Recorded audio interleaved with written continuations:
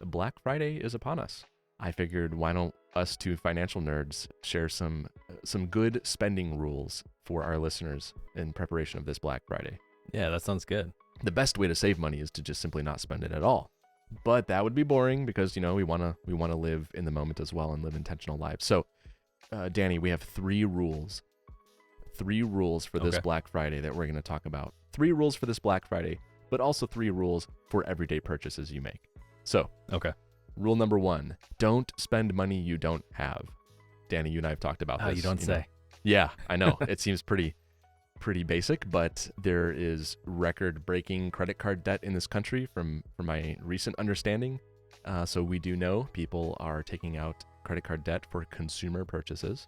I think this is a pretty solid rule to follow as you go into this Black Friday. Think about a budget, right?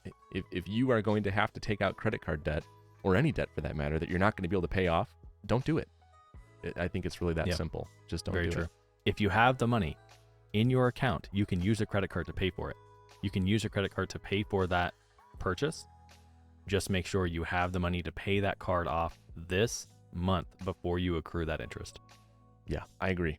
I just really don't think any consumer purchase, even with a good discount, is worth going into debt for. And when I say going into debt, meaning you cannot pay it off by its next billing cycle.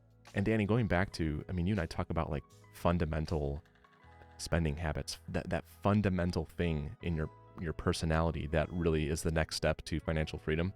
If you are struggling to overcome or control the temptation to buy things because there's a big juicy discount, there might be a deeper, more fundamental issue with your spending habits and your financial discipline, if you will. Long term, I think if you're able to resist these types of things, you're making a good fundamental step in the right direction. So I agree. Yeah. Rule number 2, save your receipts. I feel like this is unpopular advice, but Danny, we talked about this back on, I believe, episode 4, looking for returns outside of your portfolio. When I talked about saving receipts for miscellaneous things, I think it's even more important during Black Friday shopping sales and deals, because a lot of people spend money spontaneously and unintentionally, and I think there is a risk for buyer's remorse, right? You might buy more than you really meant to because you're like, oh my gosh, fear of missing out, this really good deal. Just save your receipt. It's such an easy thing. It takes minimal effort. And if you buy things, then you realize, now that I really take a step back and think about it, I didn't need to buy this thing. Well, great, you can return it. That's fair. Save your receipts. Yeah, save your receipt. If you're going to be saving receipts like this, pick one spot that you keep it, right? All receipts go to that one spot so that you can keep them organized. And something I've started doing is also, the moment you get the receipt, just take a picture of it, right? Just in case you can't find that physical receipt later. I'm embarrassed to admit I have not been doing that, so I'm going to take that advice as well. Actually, yeah, digital backup. I love it. Adding that to my standard protocol, if you will. A quick story, actually. So I did go to, on the topic of saving receipts, went to Kroger, and my wife and I wanted to have cheese and crackers. And we wanted to look for like a good cheese, so we went to the really nerdy cheese section, and I found like a goat cheese. I know some people don't like goat cheese. The section where you can easily spend $50 if you're not careful. Yeah, well, this one was on discount, and I don't remember what I paid. I think it was $6. It was more expensive before then. It looked like some fancy goat cheese. Like, you know what? It's on sale. I'll do it. I'll give it a shot. So I grabbed it, and I get home, and I look at it, and it's been like past the Best By date or whatever expiration date for like 3 months. I was like, wow, this thing has been sitting on that shelf for a while. And I saved the receipt, and I just kept it in the fridge, so it wouldn't return like a rotten. What a weird place for the receipt, man. Nice one. The cheese, Danny, is what I'm talking about. So I take the goat cheese, go back to Kroger, and I spent less than 5 minutes returning it and got my $6 back. And I basically made $120 an hour, right? $6 back with 5 minutes of time. And I was going back to Kroger anyway. I know I'm doing a little bit of mental gymnastics and mental math, and I'm stretching the concept, but just as a reminder to our listeners, it's little things like that we take for granted, how much value we can get by simply saving a receipt, and the amount of time it takes to just return something and get that money back. Imagine what you'd have to do in your job or a part-time job or a side hustle to get that same hourly return. It can be pretty powerful when you start framing things that way. So anyway, on to rule 3.